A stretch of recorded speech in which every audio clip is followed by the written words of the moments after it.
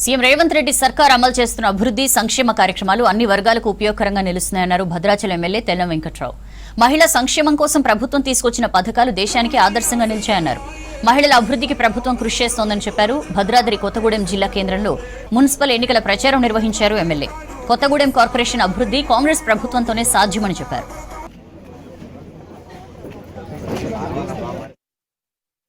ఈరోజు ప్రభుత్వం చేస్తున్న అనేక సంక్షేమ పథకాలు కానీ అభివృద్ధిని కానీ తీసుకొస్తారు.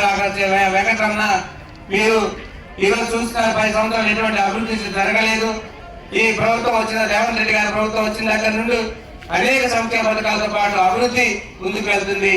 ముఖ్యంగా మన పేదవాడికి కావాల్సిన ఏవైతే కావాలో ఈరోజు మన రెవెన్యూ శాఖ మంత్రి వర్యులు పొంగులేటి సీనన్న అధ్యక్షతన మన ఇందిరమ్మ ఇల్లు రావటం, దాంతో పాటు ఈ రోజు ప్రతి పేదవాడు ఇల్లు కావాలని ఏదైతే కోరుకున్నాడు, ఎవరు రికమెండేషన్ లేకుండా కులాలకు అతీతంగా పేదవాడి లబ్ధిదారుని ఎన్నుకొని ఈ రోజు ప్రతి పేదవాడికి ఇల్లు ఇచ్చి ఎటువంటి రికమెండేషన్ లేకుండా దశవాడిగా నింపే విధంగా మళ్ళీ చాలా మంది చాలా రకాలుగా అంటున్నారు, ఇంకా ఇల్లు రావు అంటారు. 2వ విడత ఖచ్చితంగా ఏప్రిల్ వస్తుంది. మొన్నే మన రెవెన్యూ మినిస్టర్ గారు ప్రకటించడం జరిగింది.